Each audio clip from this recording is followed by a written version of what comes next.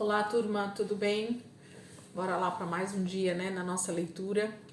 Vamos orar e a gente já vai começar aqui com a nossa leitura de hoje, que é o término, né, do primeiro livro de Samuel e mais um salmo que a gente fecha aí com chave de ouro, então, essa leitura de hoje. Jesus, muito obrigada, Pai, por esse momento, obrigado por esse dia, obrigado por esse tempo, Senhor, que o Senhor tem nos dado todos os dias e ele tem sido muito precioso com o Senhor, Pai. Obrigada, Senhor, pelo nosso tempo de oração, de devoção, de entrega, de ensino, Senhor, de meditação na Tua palavra. Obrigada, Jesus, pelos momentos preciosos que Teu Espírito Santo tem ministrado ao nosso coração, com tanta intensidade, com tanto amor, com tanto ensino, com tanto zelo, Pai. Muito obrigada, Jesus, por aquilo que o Senhor está construindo, Pai, na nossa vida e na vida dos nossos irmãos que também estão conosco nessa jornada. Continua, Senhor, ministrando e colocando perseverança no nosso coração, que a gente possa olhar, sim, para o alvo, que é o Senhor na nossa vida todos os dias, Senhor, e assim nós vamos prosseguindo em Te conhecer cada dia mais, Jesus. Muito obrigada, Pai. Nós Te louvamos. Amém. Amém, queridos? Então, hoje, semana 17, dia 4, hoje é quinta-feira, né? Nós vamos finalizar o livro de 1 Samuel, do capítulo 28 ao 31, e depois no final a gente finaliza com o Salmo 18.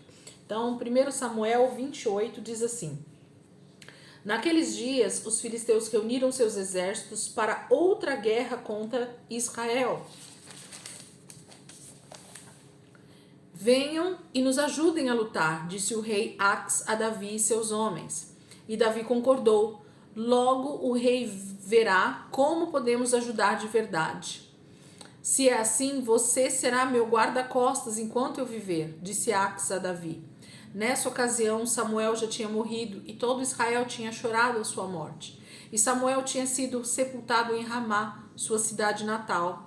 O rei Saul tinha expulsado do país todos os médiuns e os adivinhadores. Os filisteus acamparam em Sunem, e Saul e os exércitos de Israel acamparam em Gilboa. Quando Saul viu o enorme exército dos filisteus, ficou tremendo de medo e consultou o Senhor quanto ao que deveria fazer. Porém, o Senhor não lhe deu resposta, nem por meio de sonhos, nem por meio de Urim ou por intermédio dos profetas. Então Saul deu ordem aos seus auxiliares: vão e procurem uma médium, de maneira que eu possa consultá-la. Eles encontraram uma em Endor. Saul então se disfarçou, usando roupas comuns, em vez de usar suas vestes reais. Ele foi à casa da mulher à noite, acompanhado por 2 dos seus homens. E ele disse a ela: quero falar com o homem que está morto. Pode fazer subir o espírito desse homem? Mas a mulher disse: o Senhor certamente sabe que Saul mandou matar todos os médios e os adivinhadores. Por que o Senhor está armando uma cilada para mim, para que eu seja morta? Porém, Saul fez um juramento pelo Senhor, dizendo: tão certo como vive o Senhor, nenhum mal virá sobre você por isso. Finalmente, a mulher concordou e disse: pois bem, a quem o Senhor quer que eu faça subir? Faça-me subir Samuel, respondeu Saul. Quando a mulher viu Samuel, ela soltou um grito e disse a Saul: o Senhor me enganou, o Senhor é Saul. Não tenha medo, o rei disse a ela. O que você está vendo? Vejo um ser como um Deus que sobe da terra, ela disse. Ele perguntou: qual é a aparência dele? É um ancião subindo envolto em um manto, respondeu ela. Então Saul entendeu que era Samuel e se curvou com o rosto no chão. Por que você me perturba, trazendo-me de volta? Samuel perguntou a Saul. Porque estou muito angustiado, respondeu Saul. Os filisteus estão guerreando contra nós, e Deus me abandonou e não me responde por profetas, nem por sonhos. Por isso chamei o Senhor para que me diga o que devo fazer. Samuel, porém, respondeu: por que vem perguntar a mim se o Senhor o abandonou e se tornou o seu inimigo? Ele fez conforme disse que faria por meu intermédio. Ele tirou o reino das suas mãos e o deu ao seu rival Davi. Tudo isso aconteceu a você porque você não obedeceu às ordens do Senhor, quando ele está virado com os amalequitas. O Senhor entregará você e o exército de Israel nas mãos dos filisteus, e amanhã você e seus filhos estarão aqui comigo. e o Senhor vai entregar o exército de Israel nas mãos dos filisteus. Então, na mesma hora, Saul caiu estendido ao chão, paralisado de terror pelas palavras de Samuel. Ele também estava sem forças devido à fome, pois não tinha comido nada durante todo aquele dia e toda aquela noite. Quando a mulher viu o quanto ele estava perturbado, disse: Senhor, obedeci às suas ordens, com o risco de minha própria vida. Agora ouça o que eu digo e me permita dar-lhe alguma coisa para comer, de modo que o Senhor possa aguentar a viagem de volta. Porém, Saul não aceitou. Os homens que estavam com ele insistiram e por fim ele concordou. Então ele se levantou e assentou-se na cama. A mulher estava engordando um bezerro. Assim ela saiu depressa, matou o bezerro, amassou farinha e assou um pão sem fermento.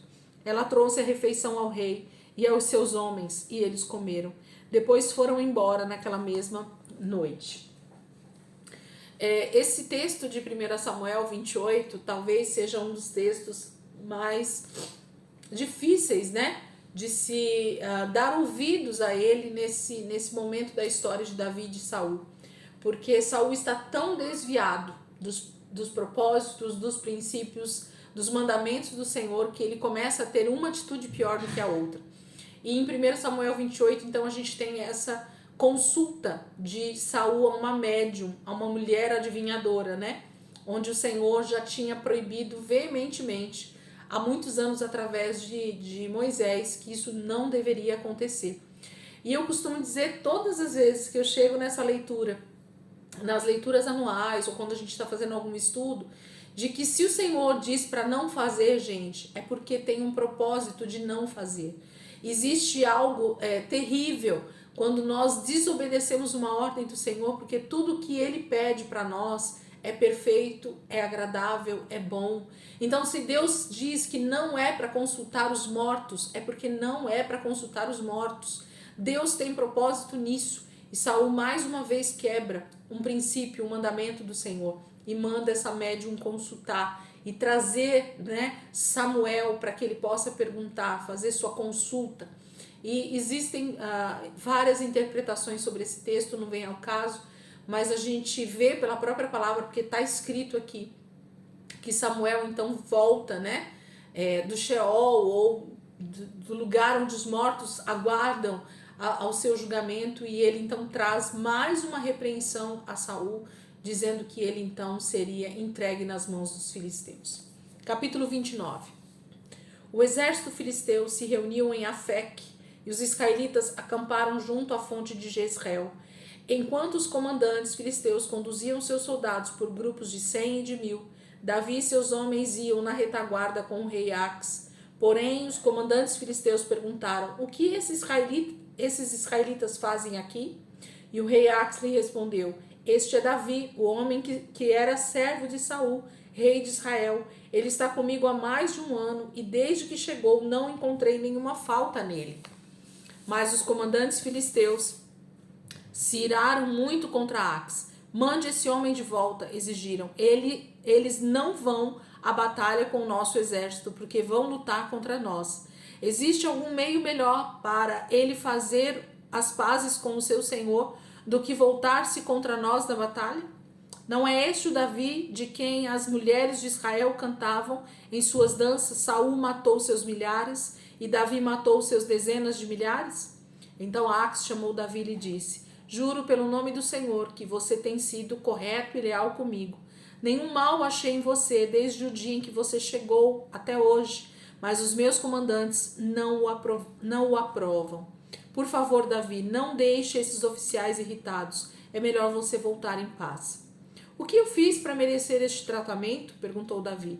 Por que não posso lutar contra seus inimigos? Mas Ax insistiu. Quanto a mim, você é tão perfeito como um anjo de Deus.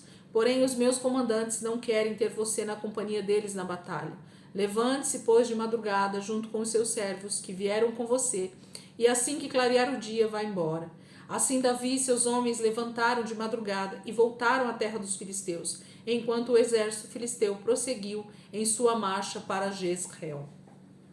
Capítulo 29 fala então desse início, né, dessa batalha que está pronta a ser travada entre os filisteus e os israelitas, né? Entre Israel e a Filístia, entre os comandantes filisteus. E Davi, então, é impedido de estar no meio dessa batalha nesse momento, justamente porque os inimigos de Israel temiam, né, um contra-ataque por parte do próprio Davi ali no campo de batalha.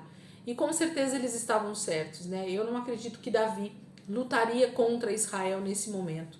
E graças a Deus, né, Davi não foi posto à prova nesse momento para fazer algo desse tipo. Capítulo 30. 3 dias depois, quando Davi e seus homens chegaram à cidade de Ziclag, viram que os amalequitas tinham atacado a cidade e a queimado completamente. Não mataram ninguém, mas levaram embora todas as mulheres, os jovens, as crianças e os idosos, e foram pelo seu caminho. Quando Davi e seus homens olharam para aquelas ruínas e compreenderam que suas famílias tinham sido levadas prisioneiras, choraram em alta voz, até não terem mais lágrimas. As 2 esposas de Davi, Ainoã de Jezreel e Abigail de Carmelo, a viúva de Nabal, estavam entre as mulheres que foram presas. Davi estava profundamente angustiado, pois os seus homens, aflitos por causa dos seus filhos e das suas filhas, começaram a falar em apedrejá-lo. Mas Davi recebeu forças do Senhor, o seu Deus.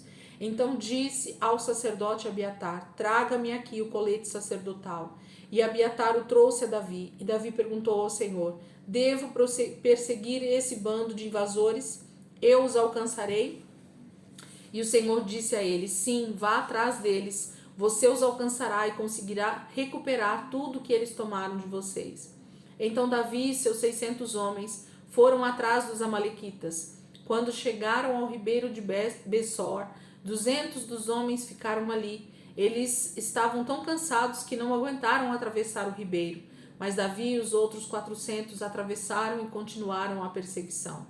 A caminho encontraram um moço egípcio no campo e o trouxeram à presença de Davi.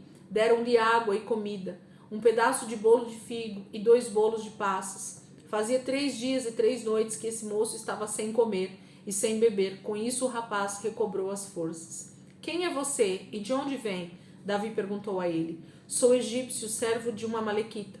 Respondeu ele. Meu senhor me deixou para trás há 3 dias porque eu estava doente. Estávamos voltando do nosso ataque aos queretitas, do lado sul deles. Havíamos atacado o sul de Judá e o Negueb e a terra de Caleb e pusemos fogo na cidade de Ziclag. E Davi lhe perguntou: você pode dizer-me para onde essa tropa foi? E o moço respondeu: se você jurar pelo nome de Deus que não me matará nem me entregará ao meu senhor, então levarei você a eles. E o moço os levou ao acampamento dos amalequitas. Eles estavam espalhados pelos campos, comendo, bebendo e dançando com alegria, por causa da enorme quantidade de bens que haviam tomado dos filisteus e da terra de Judá. Davi e seus homens os atacaram no dia seguinte, desde o amanhecer até o anoitecer. Não escapou ninguém, a não ser 400 moços que fugiram montados em camelos. Davi conseguiu recuperar tudo que os amalequitas haviam tomado, inclusive as suas 2 mulheres. Não faltou coisa alguma, nem pequena nem grande, nem os filhos nem as filhas, nem os bens, nem qualquer coisa que os amalequitas tinham levado. Davi também tomou todos os rebanhos e os levou diante dos outros animais, dizendo: este é o despojo de Davi. Quando chegaram ao ribeiro de Besor, onde estavam os 200 homens que não puderam ir junto, porque estavam cansados demais, eles saíram para receber Davi e o povo que vinha com ele. Ao aproximar-se com seus soldados, Davi os cumprimentou com alegria. Mas alguns vadios dentre os homens de Davi declararam: eles não foram com a gente, por isso não devem receber nada. Levem as suas mulheres e seus filhos e vão embora. Porém Davi respondeu: não, meus irmãos, o Senhor nos guardou e nos ajudou a derrotar o inimigo que tinha nos atacado. Acaso pensam que alguém vai dar-lhe ouvido? Haverá uma parte igual para cada grupo, uma parte para os que foram à batalha e outra parte aos que tomaram conta da bagagem.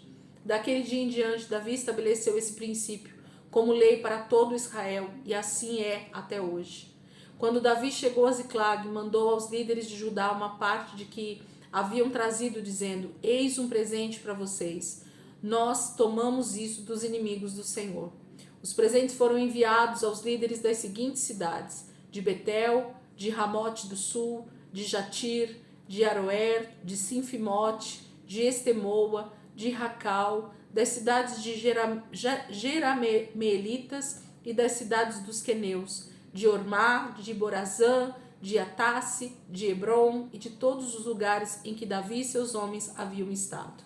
Então, o capítulo 30 fala dessa desistência, né, do rei Ax com Davi e seus soldados. E aí começa o texto dizendo que eles voltam então para casa, só que a hora que eles chegam na cidade deles, que era a cidade de Ziclag, que era onde eles tinham o acampamento deles, na terra dos filisteus, eles haviam sido atacados pelos amalequitas, um povo vizinho, né, também ali, e eles tinham tomado tudo que eles tinham, inclusive as suas famílias, né, eles não tinham matado ninguém, não havia ninguém morto ali, mas eles tinham levado todos prisioneiros, e ele automaticamente faz como sempre, vai consultar ao Senhor. Então ele pede para o sacerdote Abiatar, que sempre está junto dele, consultar o Senhor, e eles oram e pedem a direção, e o Senhor diz para que ele vá, porque ele vai alcançar. Eles encontram um servo egípcio que os leva então até onde os amalequitas estavam acampados, e eles lutam essa batalha, ganham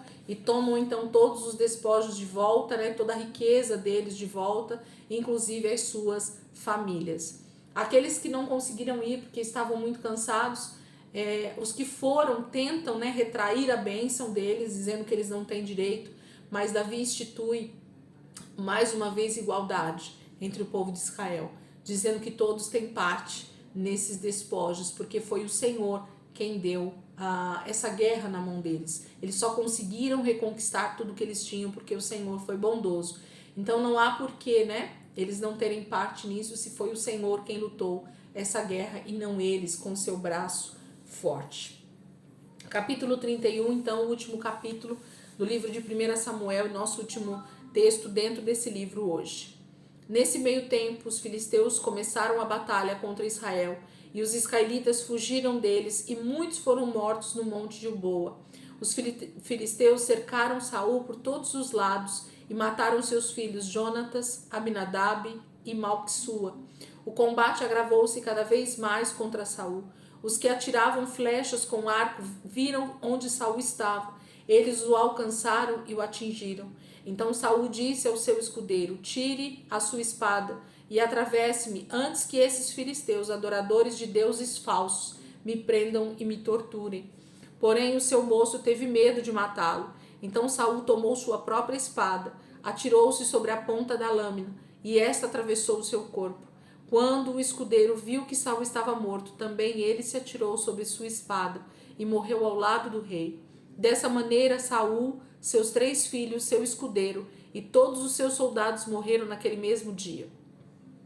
Quando os israelitas, que estavam do outro lado do vale e além do Jordão, souberam que seus companheiros tinham fugido e que Saul e seus filhos estavam mortos, abandonaram as suas cidades, e os filisteus vieram morar nelas. No dia seguinte, quando os filisteus saíram para saquear os mortos, encontraram os corpos de Saul e dos seus 3 filhos no monte Gilboa. Cortaram a cabeça de Saul, tiraram as armas que ele possuía e mandaram mensageiros por toda a terra dos filisteus para anunciarem notícia nos templos das suas imagens e ao povo da sua terra. As armas de Saul foram colocadas no templo de Asterote, e o corpo de Saul foi amarrado ao muro de Bet-Seã. Mas quando os moradores de Jabes de Gileade ouviram que os filisteus tinham feito com Saul, os guerreiros mais corajosos dessa cidade viajaram a noite inteira até Bet-Seã, desceram do muro os corpos de Saul e de seus filhos e os trouxeram a Jabes, onde foram queimados. Depois sepultaram os seus restos debaixo de um carvalho em Jabes e jejuaram durante 7 dias. Então, o texto, né, afirma para nós que, infelizmente, nesse momento, a batalha entre filisteus e israelitas termina muito mal. Saul, o rei que estava no poder nesse momento, então morre com os seus 3 filhos e mais muitos soldados de Israel nesse momento. O cumprimento, né, do tempo de Saul acontece nesse momento, ele morre com a sua própria espada.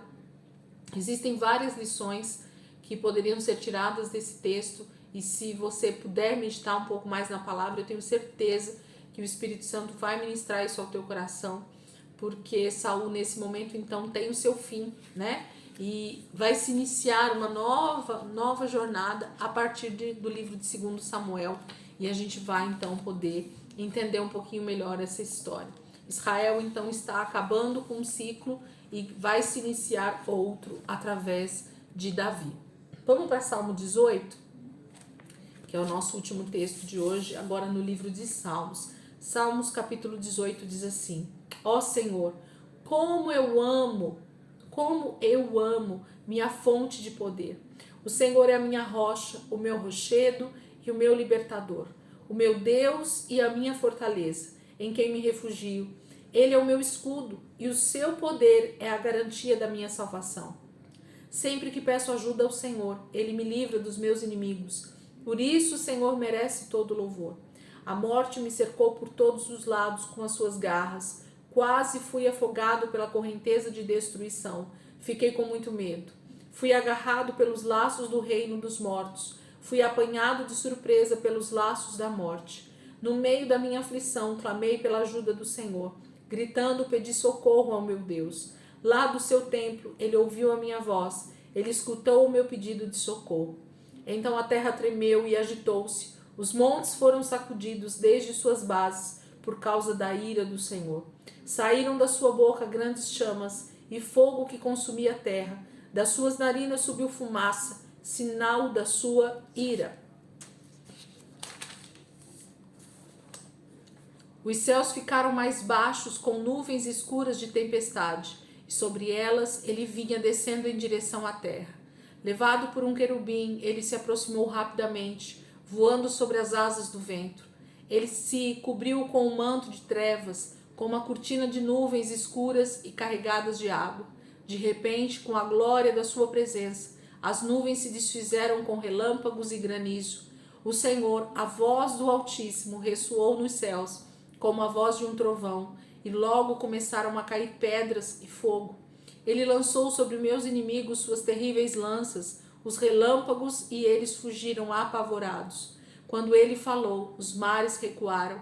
Com a violência da sua ira, com o sopro do seu furor, foi possível ver o fundo do mar. Lá do alto ele estendeu sua mão e me segurou, tirou-me das águas agitadas. Ele me livrou das mãos do meu inimigo poderoso. Salvou-me de quem me odiava, gente poderosa demais para mim. Meus inimigos me atacaram de surpresa no dia em que eu estava mais fraco e triste. Mas o Senhor foi o meu apoio, ele me sustentou.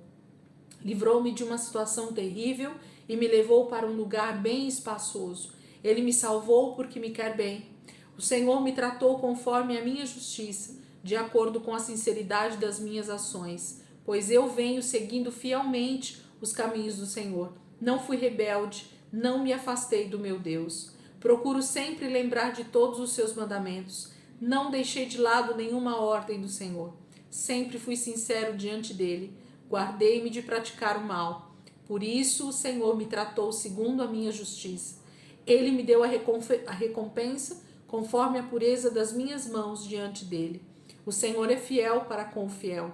Cumpre as suas promessas para quem obedece às suas leis. Ao puro de coração, o Senhor se revela puro, mas ao homem que torce os seus mandamentos, o Senhor mostra a sua justa ira. Salva os humildes, mas humilha os orgulhosos. O Senhor mantém a minha lâmpada brilhando. O meu Deus transforma as minhas trevas em luz. Com ele ao meu lado, sou capaz de derrotar um exército. Com o meu Deus posso saltar os muros mais altos. O caminho de Deus é perfeito. As promessas do Senhor sempre se cumprem. O Senhor é como um escudo. Ele protege a todos que nele se escondem. Pois quem é Deus além do Senhor? Quem é firme e seguro como uma rocha, senão o nosso Deus? Ele me dá força e prepara o caminho por onde eu devo andar. Ele fez os meus pés serem tão rápidos e firmes como os pés das cabras dos montes. Deus me deu firmeza quando eu andava nos altos dos rochedos. Ele me preparou para a guerra e me deu força suficiente para vergar um arco de bronze. O Senhor me dá o escudo da vitória. A sua mão direita me mantém em pé. A sua paciência e compreensão me engrandece. Preparou um caminho largo para mim e assim os meus pés não tropeçam. Persegui e alcancei os meus inimigos. Só voltei depois de tê-los destruído. Esmaguei-os de tal maneira que não tiveram forças para se levantar. Eles estão debaixo dos meus pés. O Senhor me deu força para a luta. O Senhor derrotou aqueles que rebelaram contra mim. O Senhor colocou os meus inimigos para correr. Destruí completamente os que me odiavam. Bem que eles gritaram pedindo socorro, mas ninguém respondeu. Pediram ajuda ao Senhor, mas ele não respondeu. Esmaguei meus inimigos até virarem pó que o vento levou. Lancei fora os que sobraram para serem como a lama das ruas. O Senhor me livrou da revolta do povo e me colocou como rei de muitas nações. Um povo que eu nem conheço está me servindo. Eles ouvem as minhas ordens e me obedecem sem discutir. São estrangeiros que se sujeitaram ao meu governo. Cheios de medo, eles abandonam suas fortalezas. O Senhor está vivo. Louvado seja a minha rocha. Exaltado seja Deus, o meu Salvador. Ele me vinga dos meus inimigos e me deu controle sobre muitas nações. O Senhor me salvou de meus inimigos e me manteve fora do alcance dos meus adversários poderosos e violentos. Por isso, Senhor, eu o louvarei entre as nações e cantarei louvores ao seu nome. O Senhor dá grandes vitórias ao seu rei. Ele mostra sua bondade ao seu ungido. Ele continuará mostrando essa mesma bondade aos seus filhos e netos que ocuparem o seu trono para sempre. Salmo 18 é maravilhoso. Salmo extremamente escatológico. Mais uma vez, gente, eu vou dizer para vocês.